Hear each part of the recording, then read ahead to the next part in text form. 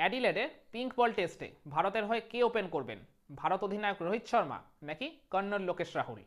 এটাই এখন ভারতীয় ক্রিকেট মহলে কোটি টাকার প্রশ্ন যে যশস্বী জয়সওয়ালের ওপেনিং পার্টনার কে হতে চলেছেন অ্যাডিলেডে।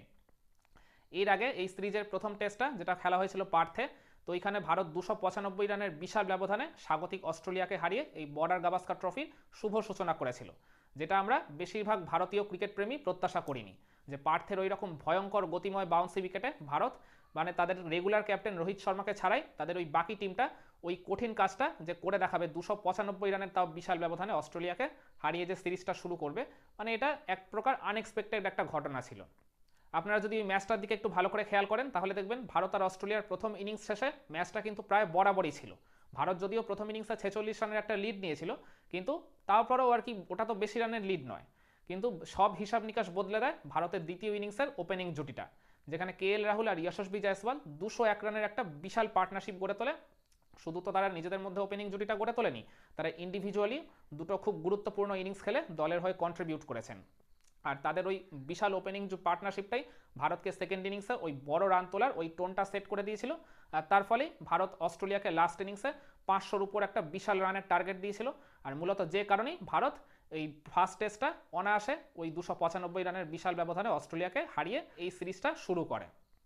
আপনি যতই পার্থ টেস্ট জয় ভারতের বোলারদের ক্রেডিট দিন না কেন কিংবা জাসপ্রীত বুমরার ক্যাপ্টেন্সির প্রশংসা করুন না কেন, আপনি কিন্তু ভারতের ওই দ্বিতীয় ইনিংসে জয়সওয়াল আর কেএল রাহুলের ওই 201 রানের ওপেনিং পার্টনারশিপটাকে কখনোই অস্বীকার করতে পারবেন না। ইভেন ম্যাচ পরবর্তী বিশ্লেষণে আমি নিজেও ওই টার্নিং পয়েন্টের ভিডিওতে বলেছিলাম ওই জয়সওয়াল রাহুলের ওপেনিং জুটিটাই ছিল ভারতের ওই পার্থ টেস্ট জয়ের আলটিমেট টার্নিং পয়েন্ট। আর শুধু তো ওই টেস্ট ম্যাচেই নয়, এরপর এই অ্যাডিলেডের পিঙ্ক বল টেস্টকে সামনে রেখে এই দুদিন আগে যে ক্যানবেরাতে একটা প্রস্তুতি ম্যাচ খেললো ভারত ওই অস্ট্রেলিয়ার প্রাইম মিনিস্টার 11-এর সাথে, তো সেখানেও এই রাহুল আর জয়সওয়ালকে কিন্তু ওপেন করতে পাঠানো হয়েছিল টিম ম্যানেজমেন্টের পক্ষ থেকে রোহিত শর্মা থাকাকালীনও। তো সেখানেও কিন্তু তারা হতাশ করেনি, 75 রানের একটা ওপেনিং জুটি করে ওই দলকে তারা ভালো একটা স্টার্ট এনে দিয়েছিল। আর শুধু তো ওপেনিং জুটি তারা গড়ে তোলেনি, মানে তারা ওই নতুন গোলাপি বলটাকে যেভাবে ফেস করেছিল, আপনারা যদি ইনিংসটার দিকে একটু ভালো করে তাকান ওই প্রস্তুতি ম্যাচে, তাহলে দেখবেন প্রথম 5 ওভারে ভারতের রান ছিল মাত্র 8 ওভার শেষে ভারতের স্কোর ছিল 21, 10 ওভার শেষেও ভারতের স্কোরটা ছিল ওই 25 বা 26 মতো, কোনো উইকেট তারা হারায়নি। কিন্তু ওই 10 বা 11 ওভার পরে এই রাহুল আর জয়সওয়াল আস্তে আস্তে নিজেদের খোলস থেকে বেরিয়ে কাউন্টার অ্যাটাক করতে শুরু করে অস্ট্রেলিয়ার প্রাইম মিনিস্টারের 11-এর বোলারদেরকে, মানে ওই নতুন গোলাপি বলটাকে যেভাবে সামলানোর দরকার ছিল।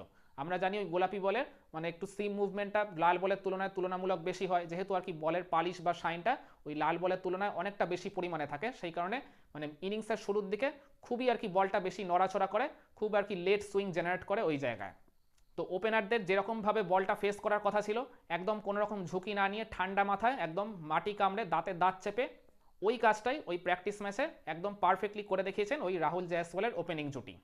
দুজনেই একটা করে ওই জায়গায় ডিসেন্ট নক খেলেছিলেন। রাহুল তো ওই জায়গায় আউটও হননি, তিনি ওই রিটায়ার্ড হার্ট হয়ে আর কি পরের দিকের ব্যাটারদের সুযোগ করে দেবেন বলে উঠে চলে গেছিলেন। হিসাব মতো রাহুল আর জয়সওয়াল ইন্ডিভিজুয়ালি দুজনেই যখন খুব ভালো ছন্দে রয়েছেন, ভালো টাচে রয়েছেন, আর তাদের মধ্যে ওই ওপেনিং জুটি গড়ার সময় বোঝাপড়াটাও খুব ভালো, নিজেদের মধ্যে আন্ডারস্ট্যান্ডিংটা ওই জায়গায় যথেষ্ট বেটার বলে আমি মনে করি, সেই কারণেই তাদের মধ্যেই এত বড় বড় রানের পার্টনারশিপগুলো রিসেন্ট পাস্টে গড়ে উঠছে। তো সেই কারণে অ্যাডিলেডের পিঙ্ক বল টেস্টে এই রাহুল আর জয়সওয়ালের ওপেনে করতে যাওয়ার সম্ভাবনা কিন্তু প্রবল। কিন্তু এই জায়গায় ভারত অধিনায়ক রোহিত শর্মার যখন এন্ট্রি হয়ে গেছে এই স্কোয়াডে, তখন তো আবার রোহিতকে আপনি কোনোভাবেই এই জায়গা থেকে আউট করে দিতে পারেন না। রোহিত যদিও আর কি ওই প্রস্তুতি ম্যাচটায় 4 নম্বরে ব্যাটিং করেছিলেন, সেখানে তিনি ব্যর্থ হয়েছিলেন, কিন্তু 11 বল খেলে মাত্র 3 রান করে আউট হয়ে গেছিলেন। আর আরেকটা কথা মনে রাখতে হবে, শেষ 5 বছর ধরে রোহিত শর্মা ভারতের এই টেস্ট টিমের হয়ে ওপেন করে আসছেন। তো এখন এই মুহূর্তে হঠাৎ করে তাকে ওপেনিং থেকে সরিয়ে দেওয়াটাও কিন্তু কোনো রকম বুদ্ধিমানের কাজ হবে না, তার উপর তিনি যখন এই টিমের ক্যাপ্টেন। জানি রোহিতের রিসেন্ট পাস্টের ফর্মটা একেবারেই ভালো নেই, ওই বাংলাদেশ আর নিউজিল্যান্ডের বিপক্ষে এই 2 সিরিজ মিলিয়ে 10 ইনিংসে তিনি মোট রান করেছেন 133, মাত্র একটাই হাফ সেঞ্চুরি তিনি করতে পেরেছিলেন, মানে ফর্মের তার ভয়ঙ্কর অবস্থা বলা চলে। এছাড়া প্র্যাকটিস ম্যাচটাতেও তিনি ফেল করলেন খুব বাজেভাবে। তো এই জায়গায় এখন কি ভারতের টিম ম্যানেজমেন্ট তাদের ওপেনিং জুটিটা বদলাতে চাইবে কোনোভাবে? তারা কি রাহুলকে সরিয়ে রোহিত আর জয়সওয়ালকেই আবার ওপেন করতে পাঠাবে ঠিক আগের মতো, নাকি রাহুল আর জয়সওয়ালকে এই জায়গাটায় আবার কন্টিনিউ করা হবে? তো ওই ওয়ার্ম আপ ম্যাচটার আগে পর্যন্ত আমরা জানতাম যে শুভমান গিলের সেরে উঠতে বেশ কিছুটা সময় লাগবে, তো সেই কারণেই আমরা ধরেই নিয়েছিলাম যে শুভমান গিল হয়তো অ্যাডিলেড টেস্টটাও মিস করবেন, তো ফলে ভারতের ওই নাম্বার 3 ব্যাটিং পজিশনটা খালি পড়ে থাকছে। তো আমরা আর কি এরকমই প্রস্তাবনা দিয়েছিলাম যে রাহুল আর জয়সওয়াল যখন ভালো ছন্দে রয়েছে তাদেরকে দিয়ে ওপেন করানো হোক, নাম্বার 3-তে ভারত অধিনায়ক রোহিত শর্মাকে পাঠানো হোক। কিন্তু সব হিসাব নিকাশ এখন বদলে গেছে ওই শুভমান গিলের সুস্থ হয়ে ওঠার পর। তিনি শুধু ইনজুরিটাই কাটিয়ে ওঠেননি, ওই প্রস্তুতি ম্যাচে ওই প্রাইম মিনিস্টার 11-এর এগেনস্টে 62 বলে 50 রানের একটা খুব গুরুত্বপূর্ণ একটা ঝকঝকে ইনিংস খেলে দলকে ওই জায়গায় খুব ভালো মতো সাহায্য করেছিলেন। ইভেন তিনি আউটও হননি, ওই রিটায়ার্ড হার্ট হয়ে পরবর্তী ব্যাটারদের সুযোগ করে দেওয়ার জন্য মাঠ থেকে উঠে এসেছিলেন। আর তিনি ওই ইনিংসে ভারতের টপ স্কোরার ছিলেন। তো শুভমান গিল যখন পুরোপুরি ফিট হয়ে উঠেছেন, ইভেন তাকে এখন ম্যাচ ফিটও বলতে হবে, তিনি ম্যাচ খেলেই তার নিজের ফিট হয়ে ওঠার যোগ্যতার প্রমাণ দিয়েছেন আর নিজের ফর্মে ফেরারও ইঙ্গিত দিয়ে রেখেছেন। তো তাকে তো আপনি কোনোভাবেই আর অ্যাডিলেড টেস্টের একাদশের বাইরে রাখতে পারবেন না, তো তাকে খেলালে ওই নাম্বার 3তেই খেলাতে হবে। ফলে এখন তাহলে পড়ে রয়েছে ওপেনিংয়ের একটা স্লট আর নাম্বার 6 পজিশনটা।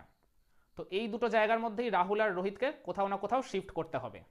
আচ্ছা, এইবার যদি আমরা রোহিত শর্মা আর কে এল রাহুলের টেস্ট পরিসংখ্যানের দিকে যদি তাকাই, মানে ওপেনার হিসেবে তাদের পারফরমেন্স কেমন আর নাম্বার 6 ব্যাটার হিসেবে কেমন পারফরমেন্স, তাহলে রোহিত শর্মার যদি পারফরমেন্সের দিকে তাকান অ্যাজ আ ওপেনার, সেখানে তার গড় হচ্ছে 44 আর তার 9টা সেঞ্চুরি 8টা হাফ সেঞ্চুরি রয়েছে।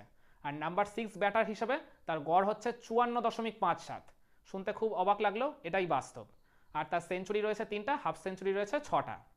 আবার কে এল রাহুলের যদি স্ট্যাটের দিকে তাকাই, তাহলে ওপেনার হিসেবে তার গড়টা হচ্ছে 35.05, তার সেঞ্চুরি 7টা, হাফ সেঞ্চুরি 13টা। আর নাম্বার 6 ব্যাটার হিসেবে তার গড় হচ্ছে 29.25, তার সেঞ্চুরি একটা, হাফ সেঞ্চুরিও একটা। যদিও নাম্বার 6 ব্যাটার হিসেবে তিনি খুব বেশি ম্যাচও খেলেননি, মাত্র 9টা ইনিংস তিনি ওই জায়গায় খেলেছেন। রাহুল তার টেস্ট ক্যারিয়ারের বেশিরভাগ ইনিংসটাই খেলেছেন ওই ওপেনার হিসেবেই। তাহলে আপনারা যদি রোহিত শর্মার ওপেনার হিসেবে আর নাম্বার 6 ব্যাটার হিসেবে যদি গড়টার দিকে তাকান, তাহলে কোনটা বেটার মনে হলো? অবশ্যই নাম্বার 6 ব্যাটার হিসেবে, যেখানে তার প্রায় 55-র কাছাকাছি গড়।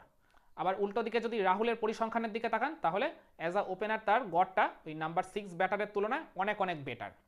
তাহলে এই পরিসংখ্যান এটাই বলছে যে নাম্বার 6 ব্যাটার হিসেবে রোহিত শর্মা ওপেনার রোহিত শর্মার তুলনায় বেটার পারফর্ম করেন। আবার ওপেনার কে এল রাহুল নাম্বার 6 ব্যাটার হিসেবে কে এল রাহুলের তুলনায় বেটার পারফর্ম করেন। তো তার মানে এই জায়গাটা থেকে হিসাব পরিষ্কার, রাহুল ওপেনিং স্লটে তিনি বেশি কমফোর্টেবল, আবার নাম্বার 6 ব্যাটার হিসেবে রোহিত শর্মার পারফরমেন্সটা অ্যাজ আ ওপেনারের তুলনায় বেশি বেটার। আর শুভমান গিলেরও যেহেতু অ্যাডিলেড টেস্টে কামব্যাক হতে চলেছে, তো সেই কারণে রাহুল আর রোহিত এই দুজনের কারোরই নাম্বার 3 ব্যাটার হিসেবেও খেলার কোনো রকম সম্ভাবনা নেই।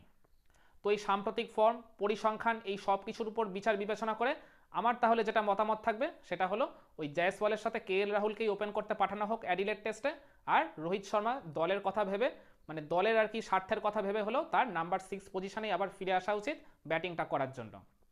জানি তাকে অনেকদিন পর আবার নাম্বার 6-এ ফিরে যেতে হবে, মানিয়ে নিতে হয়তো কিছুটা কষ্ট হবে প্রথমে, কিন্তু তিনি যেহেতু দলের ক্যাপ্টেন, সেই কারণে আমি মনে করি দলের স্বার্থের কথা ভেবে হলেও তার ওই ডাউন দ্য অর্ডারে নেমে এসে ব্যাটিং করা উচিত। তো আপনারা কি মনে করেন, অ্যাডিলেডের পিঙ্ক বল টেস্টে যশস্বী জয়সওয়ালের সাথে কে এল রাহুল নাকি রোহিত শর্মা, কার ওপেন করতে যাওয়া উচিত?